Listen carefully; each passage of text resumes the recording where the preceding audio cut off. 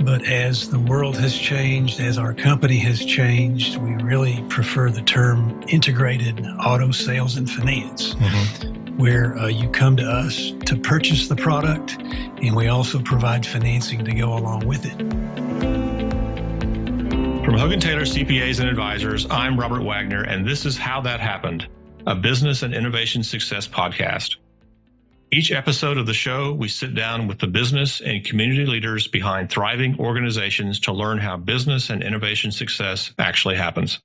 Our guest today is Jeff Williams. Jeff is the CEO of America's Car-Mart, a publicly held company based in Bentonville, Arkansas. Car-Mart is focused exclusively on the integrated auto sales and finance segment of the used car market. We're going to talk to Jeff about that. He started his career in the accounting field with initial stints at Arthur Andersen and Coopers & Lybrand in Tulsa and Dallas. Previous to joining America's Car-Mart, Jeff was the CFO at Winco LLC, a distributor of animal health products. And then Jeff joined Car-Mart in 2005 as their CFO. He became president in 2016 and then has been CEO since January of 2018. So Jeff, welcome to the How That Happened podcast. Yeah, thank you, Robert. Appreciate you being here. So we've been chatting here for a few minutes, kind of reconnecting. I think we met each other originally probably in our 20s. I was in my 20s, I think. So it's great to reconnect with you, and congratulations on this role. It's a fantastic role for you. Thank you. So Jeff, I just wanted to talk about, just to set context for the conversation today. In your SEC filings, your company is described, Car-Mart is described as an integrated auto sales and finance company. So I'd never even heard that term. So kind of lay that out for us. What does that mean? Well, some folks might refer to our industry as the buy here, pay here industry. And many years ago, that's in fact what it was. But as the world has changed, as our company has changed, we really prefer the term integrated auto sales and finance, where you come to us to purchase the product, and we also provide financing to go along with it. But as far as payments and pay here, that's not really the case anymore. We've got ACH options, pay at Walmart, online, pay through text.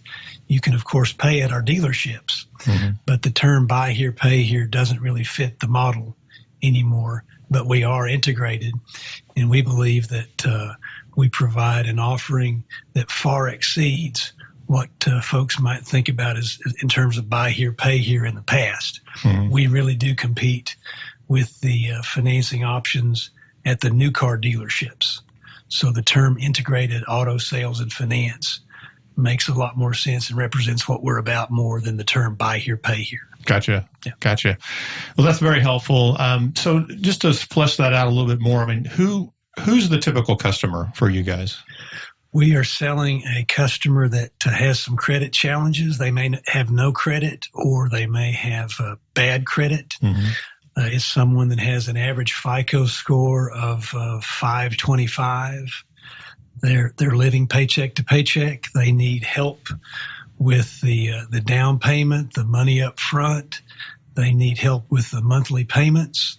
And that's really what we do, is provide these customers with a low cash down option, affordable payments, shorter terms, and service after the sale. Our customers, our very best customers, need 2 or 3 modifications during the loan term because of events that happen in their life with their financial situation, a medical bill, a job loss, a cut in hours, repair issues with the car after the service contract periods. Right. There's always something coming up that disrupts their cash flows and their financial lives.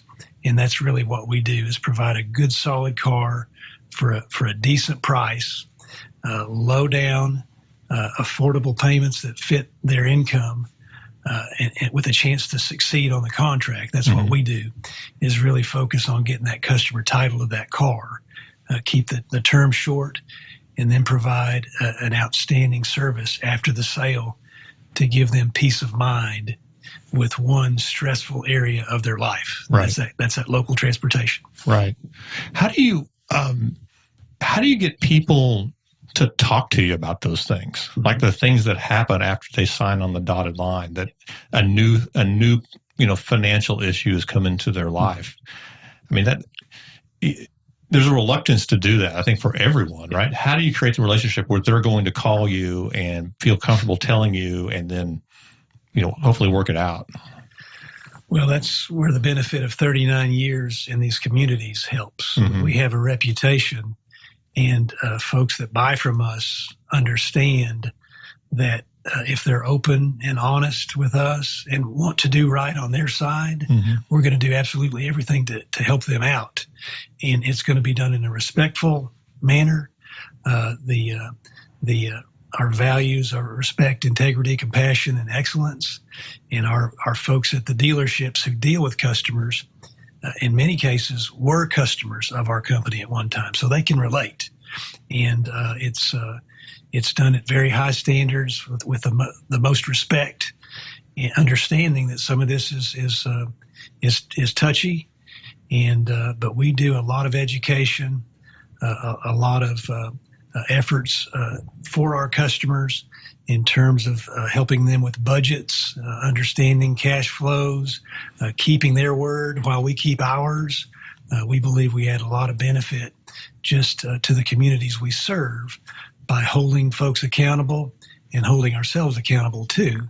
But to your point, that's just what we do. Customers that deal with us because they know that when things happen, we're gonna help them through this situation, and we're gonna be open and honest both ways in that relationship. Yeah, that's really good. You kind of touched on this a second ago. Like, one of the things that can come up is something goes wrong with the car, and this is a fresh issue with me because I had this happen with my kids in their car. So you buy a used car. Everyone buys a used car as is, and you hope. I think the dealer hopes they're selling a good car, and you certainly hope you're buying a good car. But things happen, right? So you buy a $5,000 car, and then 60 days later, you got a $3,000 repair facing you. How do you guys deal with something like that? Well, we do offer service contracts with the purchase. So all of our, not all, but most of our sales are the sale of the car and then a nice service contract to go with it. So if something happens early in the term, then that service contract is meant to address that. But we oftentimes look beyond what's legally required in the service contract. If we have sold a bad car and just simply didn't know about it, which would be the case in respect to our business, then we're going to make it right with that customer. We know that they're paycheck to paycheck. There's not a pot of money sitting there to fund a repair. And if something does happen early that we didn't know about, then we're going to stand behind that and make it right and make sure that customer's not put in a bad situation with a car repair. Right. So in your SEC filings, it says that you guys sell 50,000 cars a year, which is just an amazing number. Are you the largest dealer of your kind in the nation? We are, yes. Okay. We're the largest integrated auto sales and finance company in the nation, and we're actually closer to 60,000 cars sold now. Yeah. So if you sell 60,000 cars, you got to buy 60,000 cars. How do you do that? It's a combination. We buy from local wholesalers, and these are folks that go to auctions and then perform some repair work after the auction before we get it. We actually buy from auctions. We buy from new car stores. We buy from the general public. We've got a We Buys Car program like CarMax has. We have a program like that. And then we're also recently getting into some recon efforts on our own for trade-ins or repossessed cars that we have. We are starting to do some reconditioning efforts on those cars because that's a steady flow of cars, maybe at the lower price points. Used car prices have gone through the roof. And for us to maintain affordability for our customer base, we're having to get creative on a steady flow of cars at the lower price points. Yeah.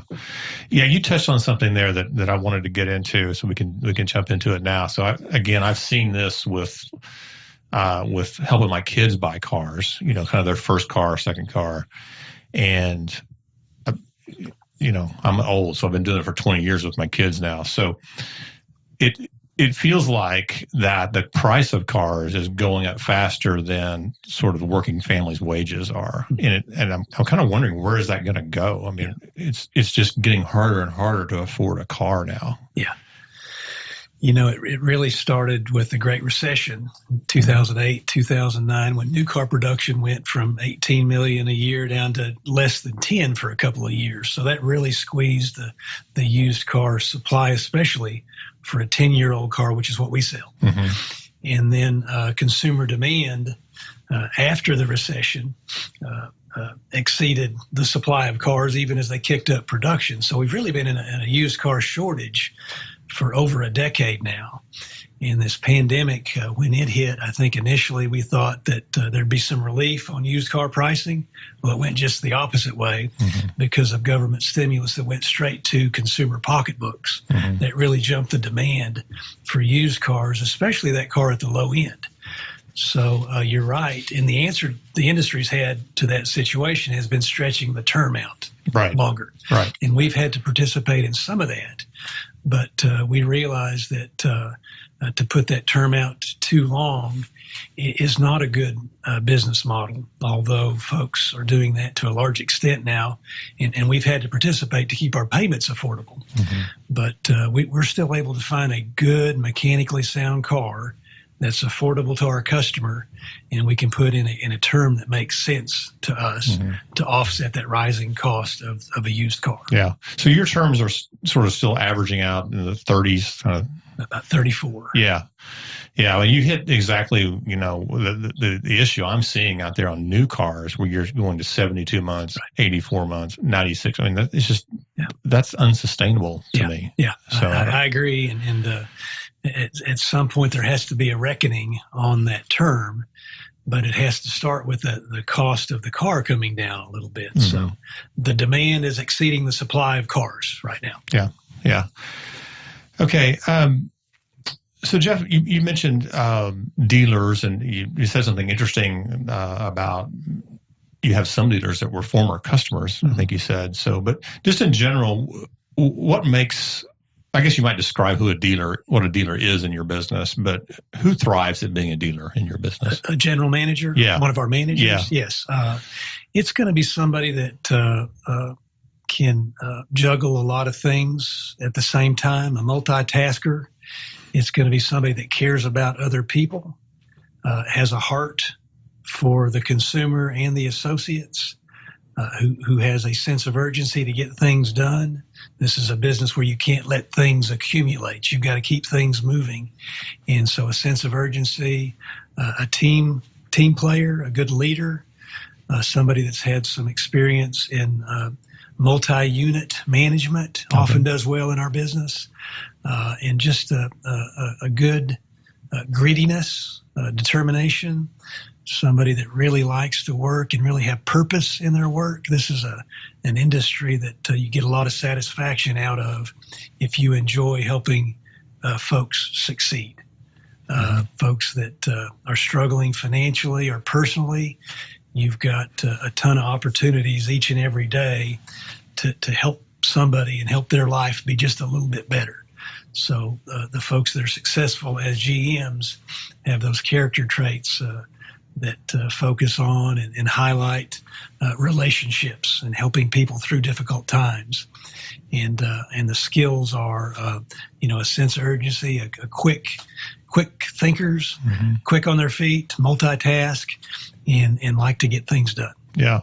Is there any theme to kind of where those folks are coming from? I mean, are there experiences with previous, selling cars? Is that helpful or maybe not? No, oddly, that's generally been a negative. Yeah, okay. Because when you go to the normal used car dealer, whether that's the division of the new car dealership or a standalone used car dealer, those are generally high pressure, transaction focused people.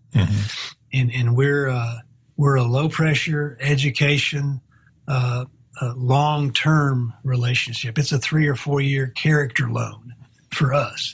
It's not a quick transaction that's just over with the sale of the car. Right. So generally, folks that have come from the used car business don't work out so well with us just because of the difference in approach in the long-term versus the short-term nature of what we do. Yeah. But as far as, as far as what we do and who we look for, we've got, at this point, I think the other day we looked at it, and 42% of our general managers started in an hourly position with our company. That's awesome. So the first place we look is folks internal who have been with us a while, that we know very well, that have demonstrated the skills to move up. So that's been our best source of general managers. And then other than that, folks that have been in the restaurant industry, the used car parts industries, AutoZone, O'Reilly's, companies like that. Generally, those folks make good employees for us. Okay, interesting. So let's tag on to some of those folks that are maybe also in the organization. So, a part of your work is collections. I have a feeling that's a big part of the work. Now, if you grab any list of kind of most hated jobs, collections is on the list, right? So what about that job and finding the right kind of folks to do that job? That seems like a challenge. Yeah, it is. We call those folks in our company account representatives and not collectors. But their function is to stay in contact with and to understand what's going on with a customer who's fallen behind on payments. It's not to repossess a car or to cause any disruption. It's to simply figure out what's going on here. Why have you not made that payment? What can we do to help? Can you come in and see us? Again, we're a small town character lender. So come on in, let's sit down and talk about your situation, see what we can do to help. So it's not a hard collector activity, which means that the job satisfaction and the longevity of folks in that position are much longer than you'd see in a standard collection position, because they do help people stay in the cars. Now, we do have to make some hard decisions. We do have to repossess cars. There are deals that just aren't going to work out for whatever reason, and they do have to be the heavy. But at the same time, there's a lot of rewards in keeping folks in cars, keeping them on the road, giving them peace of mind that we're going to work with them.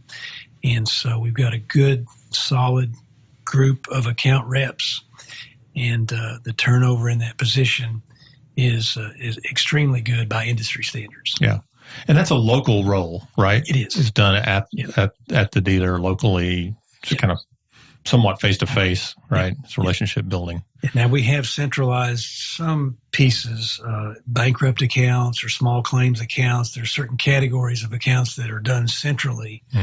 But to your point, most of those positions are out in the field, out in the communities, where we know the customers.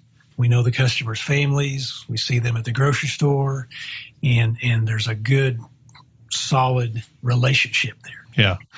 So that brings me to a question around, and this maybe would relate maybe to your role as CEO and dealing with different stakeholder groups, including maybe the public or even the media. It seems to me there's a tension here, potential tension around what you do, has a nobility to it, right? So you're helping kind of working class Americans have the transportation they need for the job that they need to put food on their table, have shelter, all of that. And you've talked a lot about the relationship and the goal of keeping that relationship in place, keeping, not just the payments coming in, but the transportation happening, right? So a lot of nobility to that. Then on the other side, could be just an outsider looking in at just kind of the raw numbers and saying, look, and this is in your SEC filing. So, you charge working class folks 16%, sometimes more on the interest. How do you deal with that as a leader? Yeah, I would start by saying that we always are looking at what the competitive offerings are in the markets we serve. And even though the 16.5% sounds high, and it is high, the average rate that our deep subprime or subprime consumers pays is closer to 20% or more. So that rate for a credit challenged customer is very, very good compared to the alternatives. Mm-hmm. Now, for folks that have credit, good credit, it is high and it seems high. But in the market we serve, it's actually a pretty good rate for a consumer that is credit challenged. Mm-hmm. But we try to set that rate a little lower than the market so that customers who do care about owning that asset and want to get that contract paid in full can see progress during the term of the loan. And when you look at the total cost of ownership for a car, mm-hmm. In many cases, the total cost of ownership for our customer is going to be half of what they might get down the road at the used car division of a new car dealership when you factor in a 20% interest rate for 72 or 84 months, and then some add-on products that they're going to get that really don't add much value to the transaction. So part of our job, and a big part of our job, is to educate the consumer about some misconceptions that aren't real when you really get down and look at what we do and what we charge for it and the transparency of what we're putting out there and compare it to the total cost of ownership that they might get down the road, where the payment might be a little bit lower, the car might be a little newer, but you got to watch out for all those other components mm-hmm. of that transaction. We try to get it all out front. Here's what you're getting. Here's what we're going to do for it. You may be paying a premium for this, but for that premium, we're going to provide you outstanding service and really give you peace of mind for one area of your life that can be very stressful, and that's that car. Right. Yeah, that's very good.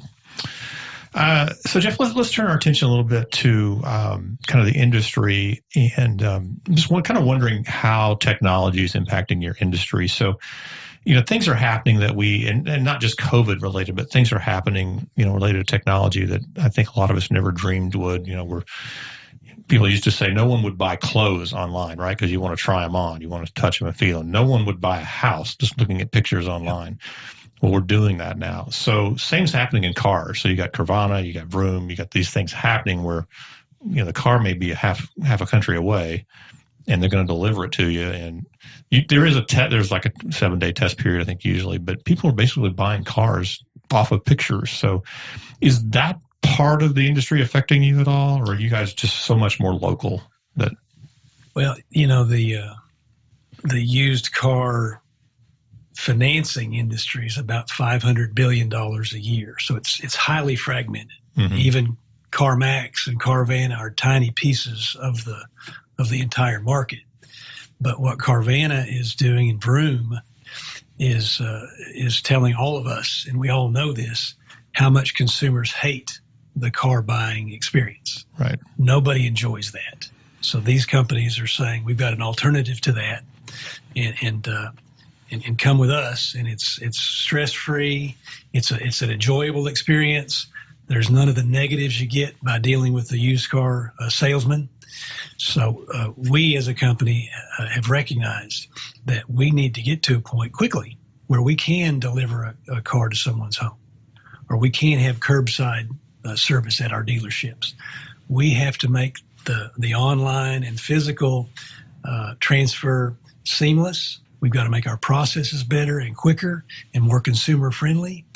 But at the end of the day, our customers are very credit challenged. So there's a lot of decisions and a lot of meeting of the minds that has to happen with our consumer. They're in a negative equity position in their current deal. They've had a couple of repos that we've got to talk about. They've had some job changes that we've got to talk about in person. So we feel like our job is to squeeze as much of the inefficiencies and the dislike out of the process and leave the good stuff in there, and leave that stuff that's going to be important to the consumer. Leave that on a local basis. And we believe that there's a place in the world for us long term, even if Carvana and Vroom and these folks really get up and start selling a high percentage of the market online, we believe that we can compete.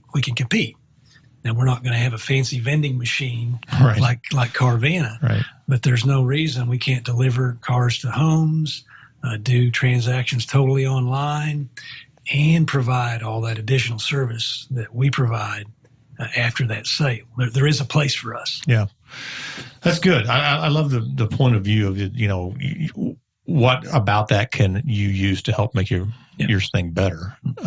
With the understanding you still have things to do. You've got an education process to go through with most of your customers. So that's very good. What about Fintech? I mean, you're a finance company, to a large degree. Is Fintech impacting the car business? Again, not directly. We are aware of the efforts with Fintech. We have to be good and we have to get better on the financing side of our business, but we have some real advantages in the fact that for some of our dealerships that have been around a long time, up to 60% of their customer base is repeat customers. So we know and can manage our risk a lot better, even with some folks that might have some fancy algorithms and other AI tools. And we have all that information in our system, and we can manage risk effectively. And the main thing that we can do by being local is really cut out all the middlemen that generally exist in our industry. From repair shops to service contract providers to oil change companies to collection companies, repo agencies, tow charges. The fact that we have all of that in-house and we do all that ourselves allows us to operate on a much lower expense basis than somebody that might finance a car from 3 states away and then have to outsource everything after that if something goes wrong with that transaction, and in many cases it will. So we're aware of the need to continue to get better on the financing side, the data side of things, and we will, and we are. But there's with our business and our industry and our customers and what they need, it's not just math. It's a lot more than just good math. Yeah. But that's a piece of it. Very good. Very interesting. So just turning a little bit to yourself and your role and your leadership. How have you developed yourself, into a public company CEO? You started out in accounting and you've been kind of came up the finance side of the business. So what have you had to learn, I guess? Well, starting in accounting, I think the first half of anybody's career starts in accounting is to try to be really good technically. And nothing really matters more than just being proficient and good technically. But as you grow and your roles change, and especially my new role, I've realized that the people side of things and the non-technical aspects of the job are, of course, becoming more and more important. And that's not a natural transition for me. I'm still mainly focused on the technical and the numbers, and let's get out there and drive and win and get these numbers where they need to be. But I am moving into that position, and luckily we have a lot of people at our company that are highly motivated. They've been in the industry a long time. They understand and appreciate numbers and efficiencies and cost controls and pushing for more. So it's been a nice personality fit with me and the existing folks. And we've really slayed some dragons in recent times, and we're all excited about where we're going to go. But for me personally, I'm going to have to continue to mature as a leader and develop the softer skills and communication is a big issue. Yeah. I don't need a lot of communication myself, but I'm finding that others do, and I have to be conscious and deliberate about clarity and consistency and frequency of communication. I guess that would be my biggest challenge, and the things I'm working on the most is realizing that most people especially when they're growing like we are, and things are changing. We're creating positions that didn't exist 3 months ago. Mm-hmm. So the clarity, consistency, and frequency of what I say and how I say it and who I say it to is more and more important, and something that I'm going to have to get better at. Yeah, that's a great self-realization. And kind of leads into a question. So you follow, if I've got this right, I mean, you followed an iconic leader, right? A guy who was the pitch man for the company, did commercials, and was kind of has the drive easy. I think he coined that phrase and everything. So you're not that guy, right? No. I've read things that you're not going to be that guy. So how's the company transitioned? From two very different kind of leaders? Well, yeah, I mean, Hank was the guy for decades. Yeah. Great guy, great leader. But our styles are a lot different. As you said, I'm not going to be the pitch guy, and I'm going to be more of a behind the scenes person that's really focused on, just a couple of things at a time. I can only process one or two things at a time. And I've got to make sure those are the most important things, mm-hmm. and that we're all charging that direction until we've just beaten it down to nothing. And so that, I guess that might be the biggest difference between myself and Hank is, he was more of a big picture, who had grown up in the company. And the industry is kind of changing over the years. And while we're still all about helping that consumer, and always will be, which is what Hank always preached, is how is that decision going to affect our consumer? Mm-hmm. We've had to start running at a faster pace. And we recognized a few years ago that you can't really in today's environment, open a dealership and then kind of gradually grow that business over time. The pace of the industry, the pace of the world is really speeding up. Mm-hmm. So if we're going to have a place, then we've got to create an infrastructure and processes that can handle a whole lot more volume than we were historically. And I guess that's been my main focus with the role changes, is how do we build this thing for speed and not lose any of the good stuff that we've had for all these decades. Yeah, that's great. Well, I kind of wanted to draw that out because I think a lot of people look in their career, they look at whether they're looking to the person in the top job or just the person in the job above them and say, I'm not that person. Well, you don't have to be that person, right? You got to be you. And you can be successful at just being you. Right. And whoever's making the decision is choosing you for that job. So in your case, the board chose you. So knowing that you're very different. So that's a great insight, I think. Kind of one more question along these lines, I guess. So I think I got this right, that BlackRock owns like 15% of Car-Mart, right? Maybe the world's largest money manager. They're certainly one of the world's largest. What does that relationship look like? How do you have to spend a lot of time nurturing and feeding that and working with those guys? Surprisingly, no. I mean, those bigger investment funds and companies, our entire market cap $650 million. So that's not even around. If they owned all of us, it's not really even a rounding difference for some of those folks.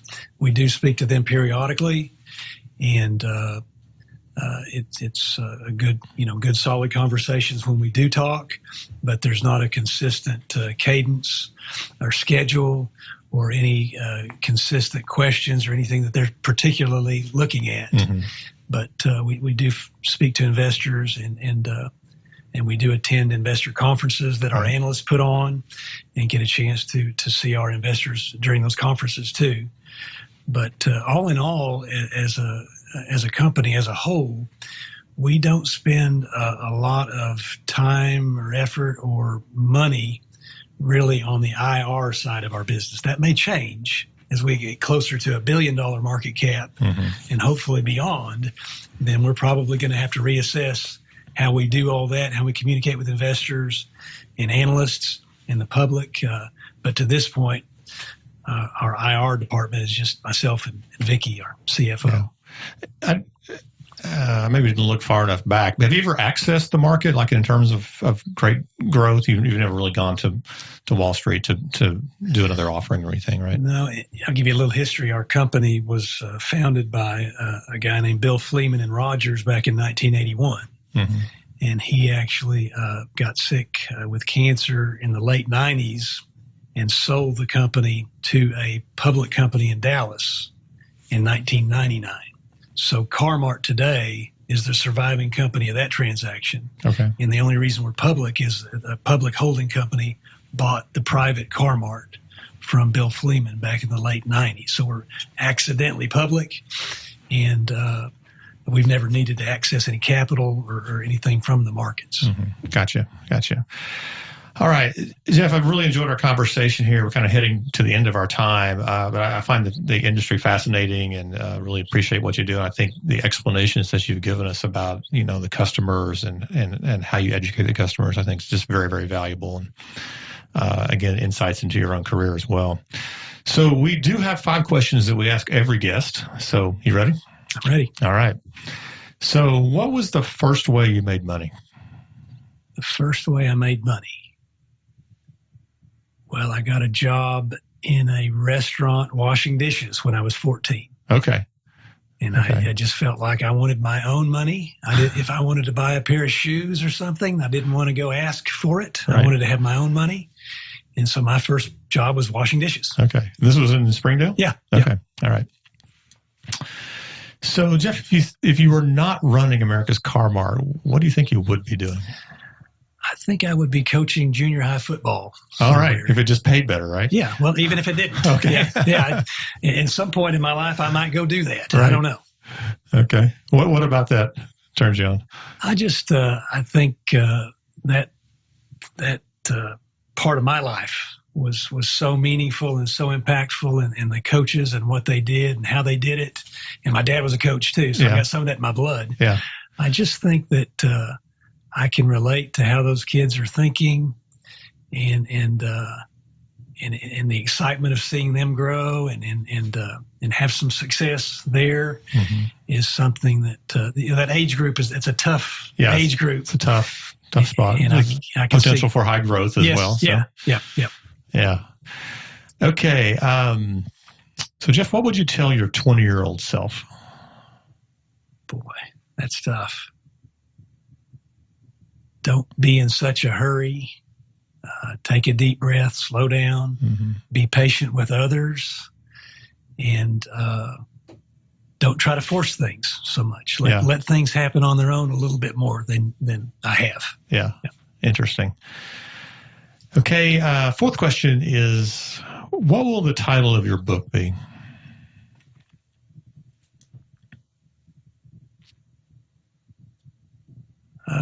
I've never thought of that. Maybe it's lessons learned.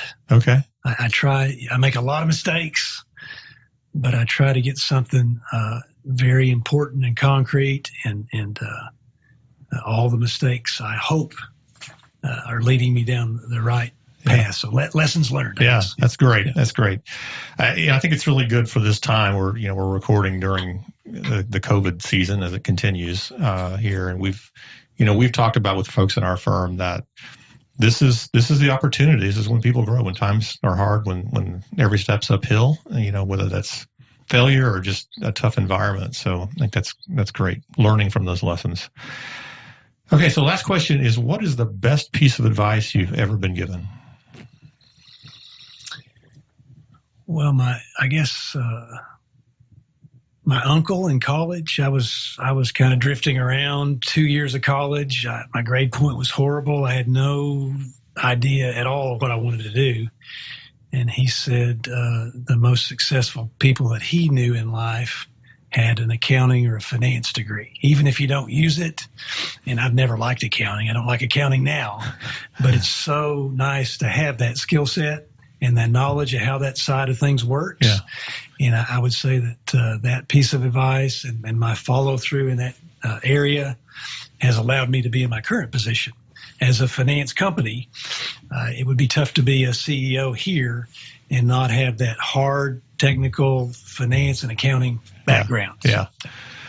Okay, so I got to follow up this because I know this, but maybe the listeners weren't if they're not from the accounting background. So somehow you turned that around because you have to have a strong grade point to get hired by Arthur Andersen. So you must have really turned things around for yourself there. I did have a better second 2 years than the first 2 years. Yes, my grades did come up, but I kind of snuck in the back door at Arthur Andersen. Didn't have a grade point. Test scores weren't very good, but I happened to stumble in there in December one year when they mid-year hires, and somebody liked me. So I got the job, and I knew when I got it, I said, I've got to take advantage of this opportunity because I snuck in the back door. Okay. All right. That's a great spot to end on, a great story. So, Jeff, thanks so much for being with us. Again, really appreciate the conversation and your time. Thank you, Robert. Thanks. That's all for this episode of How That Happened. Thank you for listening. Be sure to visit howthathappened.com for show notes and additional episodes. You can also subscribe to our show on iTunes, Google Play, or Stitcher. Thanks for listening. This content is for informational purposes only and does not constitute professional advice. Copyright 2020, HoganTaylor LLP. All rights reserved. To view the HoganTaylor general terms and conditions, visit www.hogantaylor.com.